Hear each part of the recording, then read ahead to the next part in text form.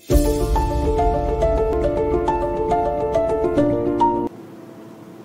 hello students, welcome to Pudhiyugam Academy.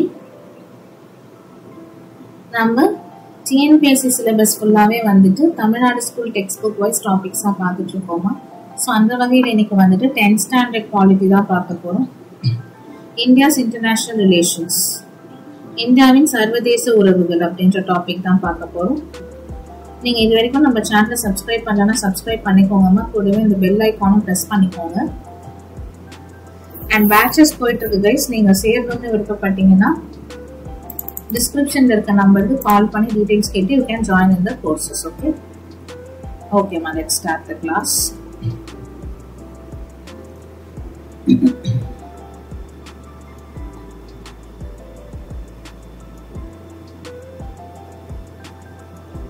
India and its neighbors, because international relations இல்ல, so neighboring countries பத்தி பார்க்குற மாதிரி வரும்.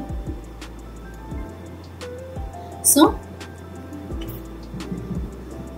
அதாவது மிக பரந்த இந்தியாவில் வந்துட்டு வடமேற்குல பாகிஸ்தான், ஆப்கானிஸ்தான் இருக்கு. தமிழ் மீடியம் ஸ்டூடெண்ட்ஸ் இப்பவே நோட்ஸ் எடுத்துக்கோங்கம்மா. தமிழ் ஸ்லைட் வரைக்கும் வெயிட் பண்ணாங்க. ஓகே. அண்ட் வந்துட்டு வடகிழக்குல சீனா, நேபாளம், பூட்டான் இருக்கு. அண்ட் கிழக்குல பங்களாதேஷ் இருக்கு. தூர கிழக்குல மியான்மர், தென்கிழக்குல இலங்கை, தென்மேற்குல மாலத்தீவு அப்படின்னு வந்துட்டு இருக்கு. ஸோ இந்தியா இந்த நெய்பரிங் கண்ட்ரிஸோட சமய, பொருளாதார, இனம் மற்றும் மொழி அடிப்படையில ஒரு நல்லுறவை வந்துட்டு கொண்டிருக்கும். அண்ட் சைனா, ரஷ்யா வந்து அதிக எண்ணிக்கையில அண்டை நாடுகளோட தன்னோட எல்லையை பகிர்ந்துக்கிறாங்கன்னு சொல்றாங்க. Important. So India and Afghanistan. So India Afghanistan உறவு வந்துட்டு பாத்தீங்கன்னா போர்த்திறம் சார்ந்தது. ஸ்ட்ராட்டஜிக் பார்ட்னர்ஷிப் அக்ரிமெண்ட்னு சொல்லுவாங்க. ஸோ இந்த ஒப்பந்தம் வந்துட்டு பார்த்தீங்கன்னா ஆப்கானிஸ்தானோட உள்கட்டமைப்பு மறுசீரமைக்க, நிறுவனங்கள், நீர், கல்வி, சுகாதாரம் இந்த மாதிரி எளிதா அடைதல் போன்ற துறைகள்ல வந்துட்டு ஒத்துழைப்பை பெறுறதுக்காக போடப்பட்டது. அண்ட் வந்துட்டு சல்மா அணையை கட்டுறதுக்கு ஆப்கானிஸ்தானுக்கு இந்தியா வந்துட்டு உதவி பண்ணியிருப்பாங்க.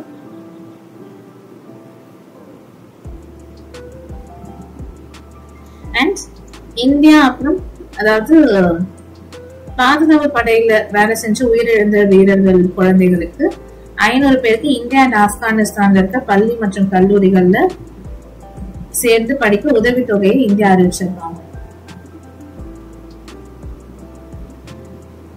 அண்ட் ஆப்கானிஸ்தான்ல முதலீடு செய்வது இதுலலாம் வந்துட்டு பாத்தீங்கன்னா நம்ம பண்ணிட்டு இருக்கோமா. அண்ட் காந்தகர்ல சர்வதேச கிரிக்கெட் மைதானத்தையும் வந்துட்டு நம்ம கட்டியிருக்கோம்.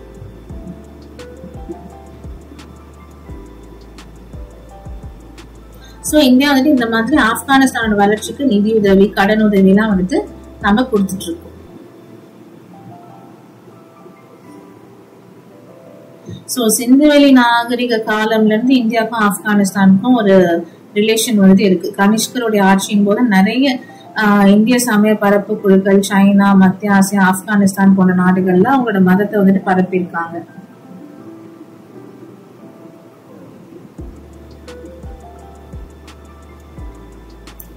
சோ இதெல்லாம் பார்த்துக்கோங்க.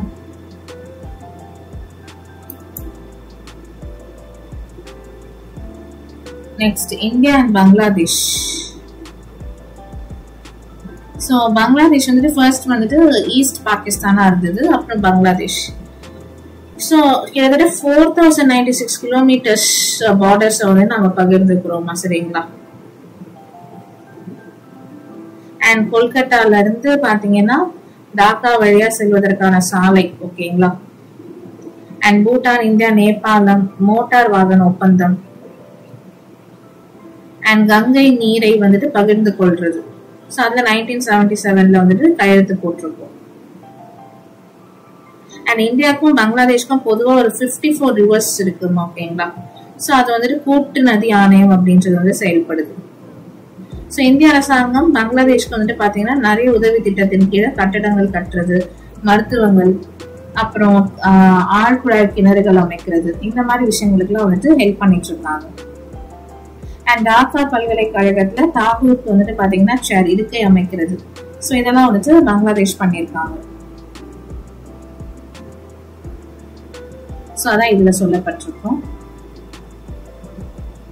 ஸோ இந்தியாவிற்கு சொந்தமான டீம்பிகா அப்படின்ற பகுதி வந்துட்டு மேற்கு வங்காளம் அண்ட் பங்களாதேஷ் இடையே வந்துட்டு எல்லையில இருக்கு. 2011 வந்துட்டு இது பங்களாதேஷ்க்கு வந்துட்டு பாத்தீங்கன்னா லீஸ்க்கு விடப்பட்டிருக்கும், குத்தகைக்கு.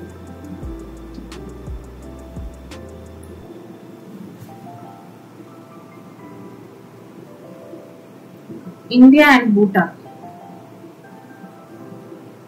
சோ இமயமலையில இருக்க ஒரு சிறிய மன்னராட்சி இருக்கிற ஒரு நாடு தான் பூட்டான். ஓகேங்களா. சோ இதை வந்துட்டு தண்டர் போல்ட்னு சொல்லுவாங்க, இடி மின்னலுடைய நகரம் அப்படின்ற மாதிரி சொல்லுவாங்க. அண்ட் உலகத்துல ஏழ்மையான நாடுகள்ல ஒன்றுன்னு சொல்லுவாங்க. சோ 1968 வந்து பாத்தீங்கன்னா இந்தியா பூட்டான் உறவுகள் அந்த விஷயங்கள் வந்துட்டு வந்துச்சு. சோ கடல் சார்ந்த தொடர்புகளுக்கு இந்தியாவே வந்துட்டு பெரிதும் சார்ந்திருக்கிறது தான் பூட்டான். ஓகேங்களா. பூட்டானுடைய பொருளாதார மேம்பாட்டுக்காக இந்தியா என்ன பண்ணிருப்பாங்கன்னா நிறைய பாரத் முதல் பூட்டான் வரை அப்படின்னு சொல்லிட்டு பாத்தீங்கன்னா ஒரு இருதரப்பு வணிக உறவை வந்துட்டு அறிவிச்சிருப்பாங்க, ட்ரேடிங் கான்ட்ராக்ட். அண்ட் பூட்டான்ல ஸ்டூடெண்ட்ஸ் வந்துட்டு உயர்கல்வி பெறுவதற்கும் இந்தியா உதவித்தொகை வந்துட்டு கொடுத்திருப்பாங்க. அண்ட் டிஜிட்டல் நூலகம் அமைக்கவும் உதவி இருப்பாங்க.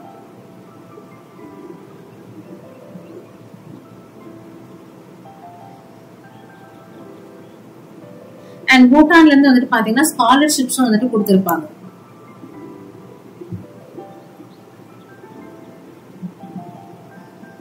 அண்ட் இம்பார்ட்டன்ட்னா பூட்டான்ல மருத்துவமனைகள், சாலைகள், பாலங்கள் இதெல்லாம் கட்டுறதுக்கும் வந்துட்டு இன்ஃப்ராஸ்ட்ரக்சரை இம்ப்ரூவ் பண்றதுக்கும் நம்ம இந்தியா வந்துட்டு உதவி இருக்காங்க. சோ குரு பத்மசாபா அப்படின்ற ஒரு புத்த துறவி இந்தியால இருந்து பூட்டானுக்கு போனவர்மா. சோ அங்க புத்த சமயத்தை பரப்பிருப்பாரு. சோ இரு நாட்டு மக்கள் கிட்ட அந்த பாரம்பரியம் அப்படின்றது வந்துட்டு இருக்கும்னு சொல்றாங்க. Next India and China.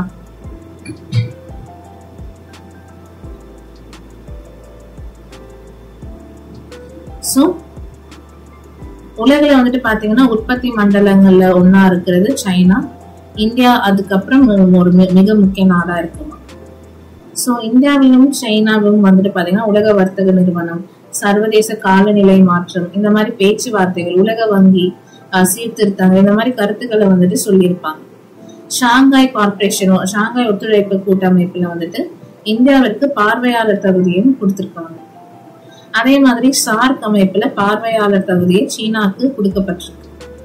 So இந்த மாதிரி ரெண்டு நாடுகளுமே வந்துட்டு நிறைய துறைகள்ல பேச்சுவார்த்தை நடத்தி அதுக்கான வழிகளை வந்துட்டு ஏற்படுத்திருக்காங்க.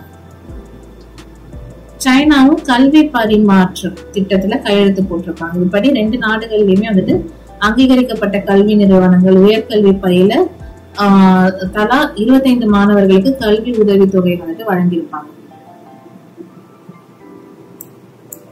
போத் சைட்ஸ்ல இருந்து.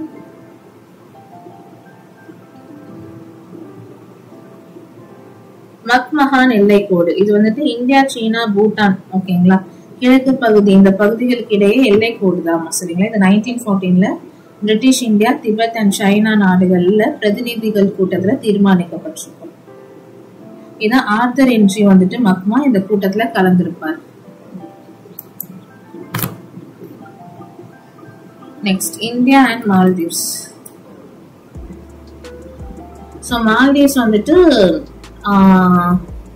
இந்தியன் ஓஷன்ல லட்சத்தீவுக்கு சவுத்தர்ன் சைடு இருக்கு. சோ மாலத்தீவுடனான உறவு வந்துட்டு இந்தியாவுக்கு மிக முக்கியத்துவம் வாய்ந்தது தான். சோ இனம், மொழி, பண்பாடு, சமயம், வணிக தொடர்பு, இந்த மாதிரி நிறைய தொடர்புகளை வந்துட்டு அப்போதுல இருந்தே வந்துட்டு வச்சுட்டு இருந்திருக்காங்கம்மா ரெண்டு பேருமே, ரெண்டு கண்ட்ரிஸ். சோ ரோந்து, வான்வழி கண்காணிப்பு, பரிமாற்றம், இந்த மாதிரி கடல்சார் பாதுகாப்பை மேம்படுத்துறதுக்காக ரெண்டு நாடுகளுமே வந்துட்டு முயற்சி பண்ணிட்டு இருக்காங்க. India and Myanmar. இந்தியா வந்துட்டு இரண்டாவதா மிக நீளமான எல்லையை மியான்மர் நாட்டோட தான் வந்துட்டு நம்ம ஷேர் பண்ணிக்கிறோம். 1989 ஆண்டு வரை பர்மான்னு அறியப்பட்டது. அதுக்கப்புறம் வந்துட்டு பாத்தீங்கன்னா மியான்மர்னு பேர் மாற்றம் அடைச்சது. அருணாச்சல் பிரதேஷ், நாகாலாந்து, மணிப்பூர், மிசோரம் ஓகேங்களா. மிசோரம் இதெல்லாமே மியான்மர் நாட்டோட தங்களுடைய பார்டர்ஸை பகிர்ந்துக்கிறாங்கம்மா. ஸோ இந்தியா வந்துட்டு தென்கிழக்கு ஆசியாவுக்குள்ள போறதுக்கு ஒரு நுழைவாயிலே மியான்மர் தான். ஸோ கொல்கத்தாவை மியான்மர்ல இருக்க சிட்வேயோட இணைக்கிறதுக்கு சாலை, நதி துறைமுகம், சரக்கு போக்குவரத்து திட்டம், கல்லடன் பன்முக மாதிரி போக்குவரத்து திட்டம், இது எல்லாமே இந்தியா வந்துட்டு ஃபார்ம் பண்ணிருக்காங்க. தென்கடல்ல பொருளாதார மண்டலத்தை உருவாக்குறதுக்காக கொல்கத்தா நகர ஹோசிமனோட இணைக்கும் திட்டம் ஒன்றும் உருவாக்கப்பட்டிருக்கு. ஸோ மியான்மர், கம்போடியா, வியட்நாம் வழியே சாலை போக்குவரத்து கொண்ட இந்த திட்டம் தான் ஒரு பகுதி.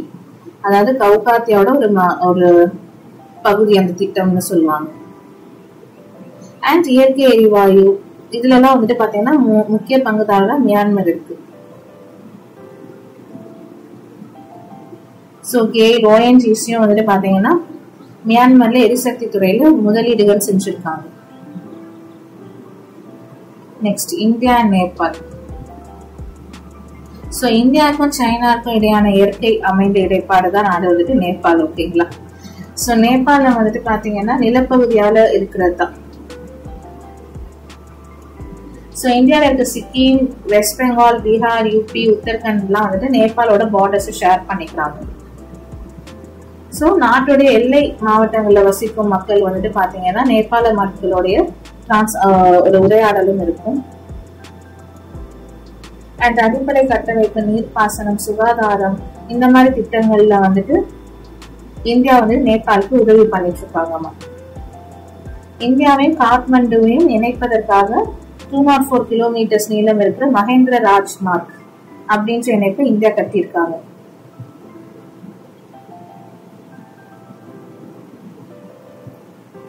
ஓகேங்களா?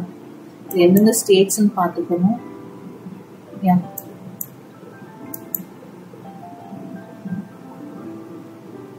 அண்ட் இந்தியா அண்ட் நேபாள மக்கள் ஆன்மீக பயணங்களுக்காக 2 நாடுகளுக்குமே போயிட்டு தான் வந்துட்டு இருக்காங்க. நேபாளத்துல பசுபதி, சனாக்பூர் இந்த மாதிரி நிறைய ட்ரெடிஷனல் சென்டர்ஸ் இருக்குமா. அதே மாதிரி இந்தியாவில இருக்க வாரணாசி அண்ட் பத்ரிநாத், பூரி, துவாரகை, ராமேஸ்வரம் இந்த புனித தலங்களும் வச்சு இருக்கு.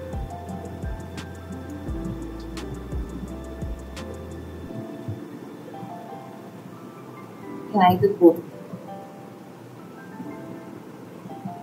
அண்ட் சாரதா ஆற்றின் குறுக்க ஒரு கூட்டு மின்சக்தி திட்டம் வந்துட்டு கட்டப்பட்டு வருது. இந்த திட்டத்திற்கு மின்சார உற்பத்தி, நீர்ப்பாசன வசதிகள் எல்லாத்தையுமே வந்துட்டு இந்தியா நேபாளத்திற்கு உதவியா வந்துட்டு இருக்கும்.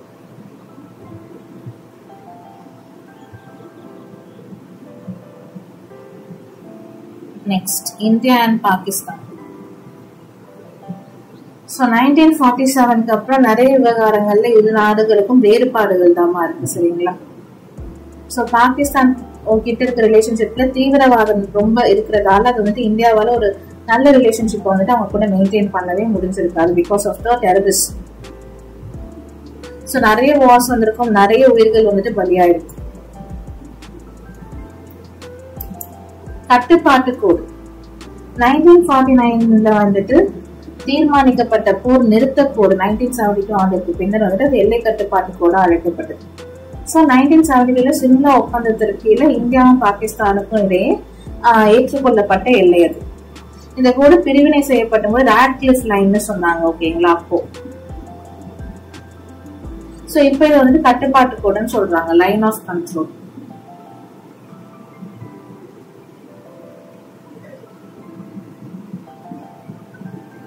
நெக்ஸ்ட் பாகிஸ்தான் அப்படின்னா ஃபுல்லா டெரரிசம் தான் நம்ம. ஓகேங்களா? எந்த ஒரு ப்ராஜெக்ட்ஸும் இல்ல. நெக்ஸ்ட் பார்க்கலாம் இந்தியாவும் இலங்கையும். சோ சமய உறவுகளையும் பண்பாட்டு உறவுகளையும் இலங்கையோட இருக்கு. பால் ஜலசக்தியால் பிரிக்கப்பட்டிருக்கிறது தான் இந்தியாவும் இலங்கையும். சோ அதான் park street which separates India and Sri Lanka. So இலங்கையில சிறந்த வணிக உறவுகளை வந்துட்டு ஏற்படுத்திக்கிறதுக்கு நிறைய ஒப்பந்தங்கள் போடப்பட்டிருக்கு. ஸோ நட்பு ரீதியாகவும் அமைந்திருக்கு. பிகாஸ் தமிழ் இன பிரச்சனை தொடர்பா நிறைய காலகட்டத்துல வந்துட்டு பாத்தீங்கன்னா பின்னடைவும் ஏற்பட்டிருக்கு.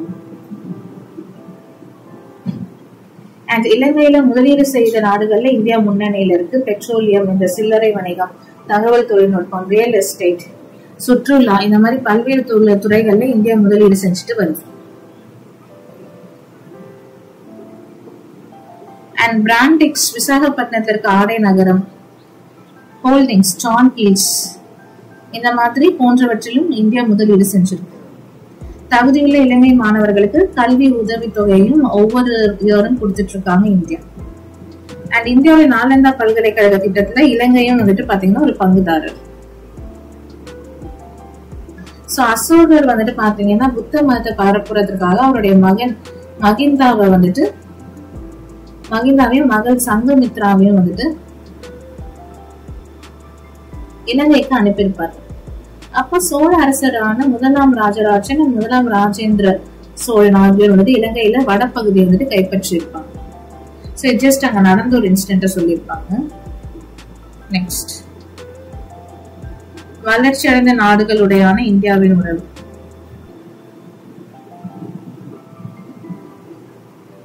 So USA,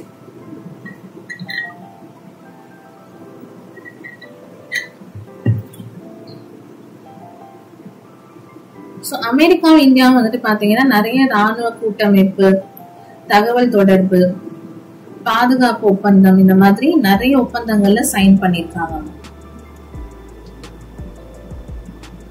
European countries,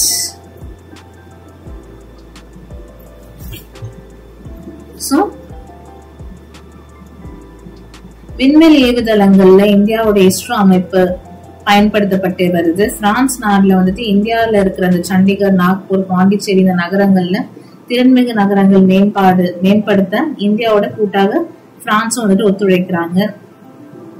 India France சர்வதேச சூரிய சக்தி கூட்டணியில வந்துட்டு இருக்காங்க.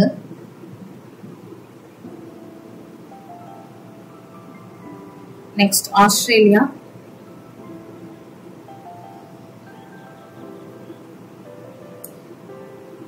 இந்தியா ஆஸ்திரேலியா கடற்படை பயிற்சி ஒத்திகை அப்படின்றது நடந்துட்டு இருக்கு. அதுல எப்பவுமே நடத்துவாங்கன்னு சொல்றாங்கம்மா. ஜப்பான். நெக்ஸ்ட், ஷிங்சென் முறையை வந்துட்டு இந்தியாவில் அறிமுகப்படுத்த முடிவு செஞ்சிருப்பாங்க. இது பாதுகாப்பு மற்றும் துல்லிய தன்மை கொண்ட ஒரு உயர்தர அதிவேக ரயில் அமைப்பு. டெல்லி மெட்ரோ கூட வந்துட்டு பாத்தீங்கன்னா ஜப்பான் ஒத்துழைப்புல வந்துட்டு உருவாக்கப்பட்ட மெட்ரோ தான். அண்ட் மும்பை அகமதாபாத் இடையே வந்துட்டு அதிவேக ரயில் போக்குவரத்து, அதுவும் இன்னொரு முயற்சி.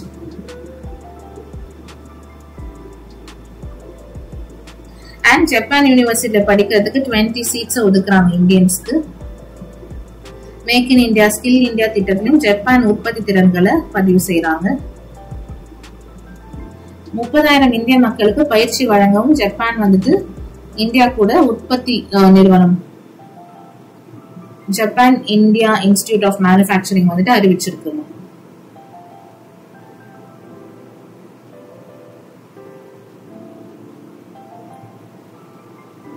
நெக்ஸ்ட், 2017 குஜராத், கர்நாடகா, ராஜஸ்தான், தமிழ்நாடு இந்த மாதிரி 4 ஸ்டேட்ஸ்ல ஜப்பான் இந்தியா உற்பத்தி நிறுவனம் ஏற்படுத்தப்பட்டிருக்கு. என்னென்ன மாநிலங்கள்னு கேட்பாங்க.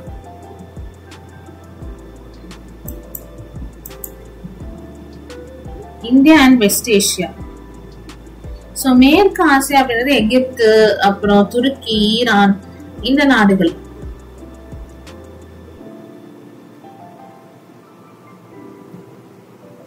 மேற்கு ஆசியா வந்துட்டு எக்கனாமிக் வகையில இந்தியாவுக்கு வந்துட்டு முக்கியத்துவம் வாய்ந்தது தான். ஓகேங்களா? பிகாஸ் எண்ணெய் வளம் வந்துட்டு அங்க நிறைய இருக்கும்.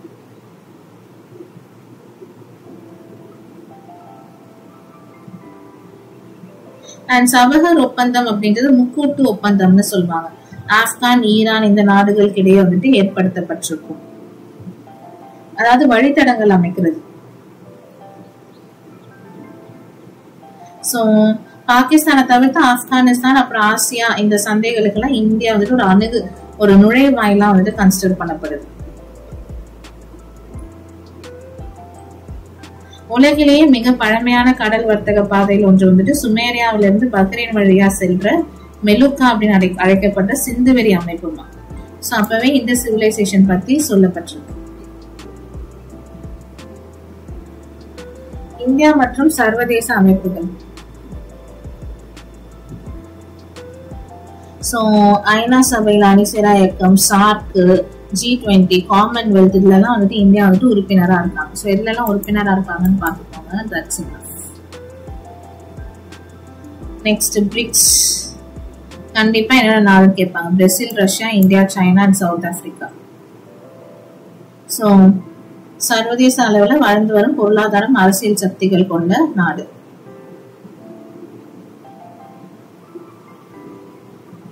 ஸோ பிரிக்ஸ் ஏன் ஃபார்ம் பண்ணாங்க? பிரிக்ஸ் ஏன் ஃபார்ம் பண்ணாங்கன்னா வேர்ல்ட் பேங்க் அண்ட் சர்வதேச நாணய நிதிக்கு ஒரு மாற்றாகவும் அமெரிக்க மேலாதிக்கத்திற்கு போட்டியாகவும் வந்துட்டு இந்த பொருளாதார திட்டங்களை மேற்கொள்றதுக்கு தான் பிரிக்ஸ் வந்துட்டு ஃபார்ம் பண்ணப்பட்டுச்சு.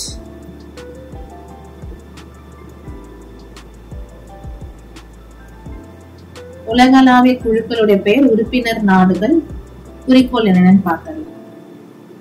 ஸோ IPSA அது எல்லாத்துலயுமே கண்ட்ரிஸ் பாருங்கம்மா. India, Brazil, south Africa. Agriculture, education, energy, trade இத பத்தி சொல்றதுக்கு. BCIM அந்த அகைன் கண்ட்ரிஸ் நேச்சுரல் டிசாஸ்டர்ஸ்க்காக வந்துச்சு. MGC இன்ஃப்ராஸ்ட்ரக்சருக்காக, உள்கட்டமைப்புக்காக. BIMSTEC technology, international trade, foreign affairs. So இந்த மாதிரி ஒவ்வொரு இதுவுமே பார்த்துக்கோங்க. அந்த டேபிள் காலம் இம்பார்ட்டன்ஸ். பிரிக்ஸோட அப்ஜெக்டிவ்ஸ் பார்த்துடலாம். இப்போ பிராந்திய வளர்ச்சி அடைகிறது, அப்புறம் வந்துட்டு வளர்ந்த மற்றும் வளரும் நாடுகள் கிட்ட ஒரு பாலமா செயல்படுறது, மனித மேம்பாட்டிற்கு முக்கியத்துவம் தர்றது, வணிக ஒத்துழைப்பு, இதுக்காக ஃபார்ம் பண்ணப்பட்டதுதான் பிரிக்ஸ்.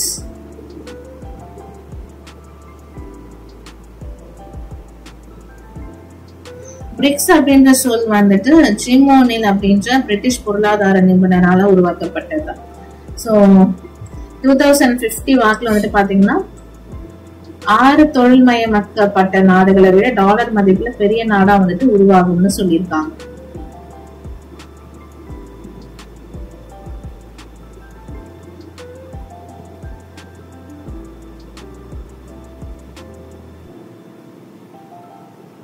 பிரிக்ஸ் நிதி கட்டமைப்பு. ஸோ அது நியூ டெவலப்மெண்ட் பேங்க்மா. ஓகேங்களா?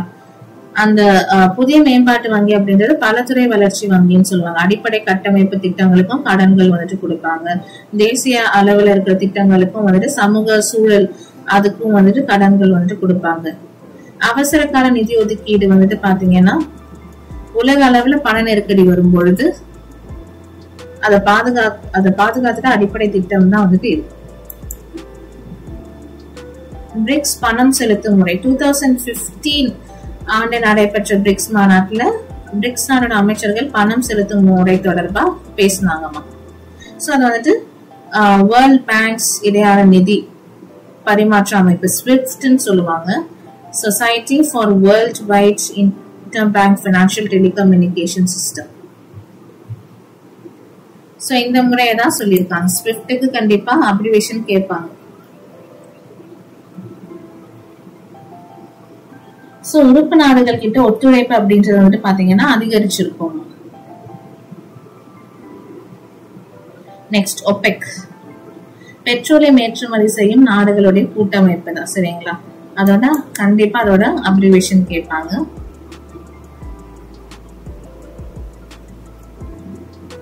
ஸோ ஈராக்ல பாக்ஸ் நகர்ல நிறுவப்பட்ட ஒரு அமைப்பு. அதுல வந்துட்டு பாத்தீங்கன்னா உறுப்பினர்கள் வந்துட்டு எந்தெந்த நாடுகள்னு கேட்பாங்க. அதை பார்த்துக்கோங்க. 3 கேட்டகரிஸ், 3 வகையான உறுப்பினர்கள் இருக்காங்க. குழு உறுப்பினர்கள், இணை உறுப்பினர்கள், 15 உறுப்பினர்கள் இப்போதைக்கு இருக்காங்க. சரிங்களா? ஸோ அது எந்தெந்த கண்ட்ரிஸ்னு பார்த்துக்கணும். ஸோ இவங்க என்ன பண்ணுவாங்கன்னா எண்ணெய் கொள்கைகளை வந்துட்டு ஒருங்கிணைக்கிறது, எண்ணெய் சந்தையை வந்துட்டு ஃபார்ம் பண்றது, பெட்ரோலிய உற்பத்திக்காரர்களுக்கு நியாயமான வருவாய் கிடைக்கிறது உறுதி செய்யறது, அண்ட் திறமையான வழக்கமான விநியோகம், எண்ணெய் விநியோகம் செய்யறது, முதலீடுகளை ஈர்க்கிறது. இதுதான்.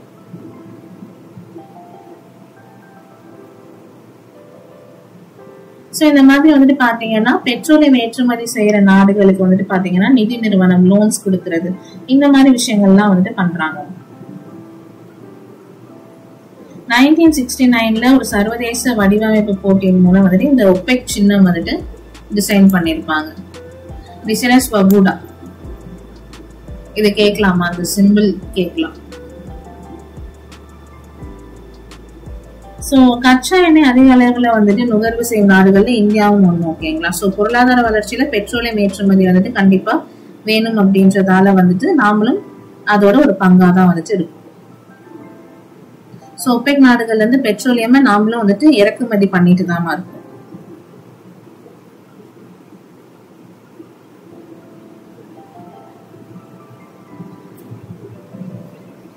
ஓகேங்களா. ஓகே. ஸோ இதே தாம்மா தமிழ்லயும் வரும். சரியா. புக் பேக் கொஸ்டின்ஸ் போயிடலாமா?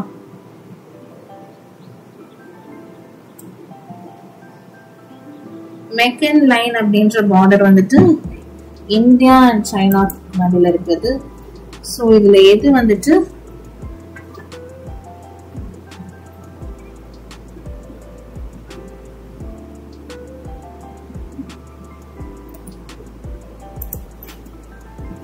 ஓகேவா? நெக்ஸ்ட் போலாமா? India is not a member இன்,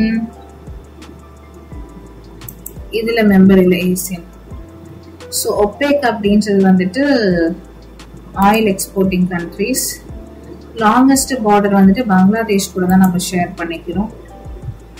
மேட்சா? ஸோ சல்மா டேம் வந்துட்டு ஆப்கானிஸ்தான், ஃபெரக் வந்துட்டு பங்களாதேஷ், இது வந்துட்டு பூட்டான், சர்தார் ரிவர் ப்ராஜெக்ட் வந்துட்டு இது நேபாள். நம்ம இந்தியா எத்தனை கண்ட்ரிஸோட பார்டர் ஷேர் பண்றோமா? 7. இந்தியாவோட neighbours Sri Lanka, Maldives. 3 countries surround பண்ண இந்தியன் ஸ்டேட் வந்துட்டு இது அருணாச்சல். நேபாளோட பவுண்டரியை பகிர்ந்துக்கிறது 5 ஸ்டேட்ஸ். ராட்கிளிஃப் தான் வந்துட்டு இந்தியா பாகிஸ்தானுக்கு பார்டர் பிரிச்சது. ஸ்மால் இமாலயன் கிங்டம்னாலே பூட்டான் தான். India's gateway to south east Asia Myanmar. Nepal தான் வந்துட்டு இந்தியாவுக்கும் சைனாவுக்கும் இருக்கிற நடுவில் இருக்கிற country. Dean Bika corridor strip of land. Land of Thunder bolt வந்துட்டு பூட்டான். இந்தியா ஸ்ரீலங்காவை பிரிக்கிறது பார்க் ஸ்ட்ரெயிட், பார்க் நீர் சக்தி. So கல்டன் transport project by Myanmar consist of எந்தெந்த டிரான்ஸ்போர்ட்ஸ்க்கா? ரயில்வேஸை தவிர எல்லாமேமா. ரயில்வேஸ் மட்டும் வராது. India and France launched international solar alliance. It was done to bring countries together with tropic of cancer, tropic of Capricorn. Correct. ICCR as a Tagore Chat University in Dhaka. Myanmar in India's gateway to Western countries. Nepal and Bhutan landlocked regions. Sri Lanka as the partner in Nalanda University project. So இதுல கரெக்ட்னு பாத்தீங்கன்னா 134 தான். India's gateway to Western countries Myanmar கிடையாது. OPEC invests India's growth devoid of necessary oil. India strongly focus on agriculture and industrial production. Correct தான் ரெண்டுமே. Next இதை match பண்ணுங்க. இது garment city, USA, Japan. BRICS வந்துட்டு ஷங்காய், ஒபெக் வந்துட்டு வேணும். ஓகேம்மா, எல்லாமே நம்ம மார்க் பண்ணியாச்சு. Thanks a lot for watching guys. Next கிளாஸ்ல பார்க்கலாம்.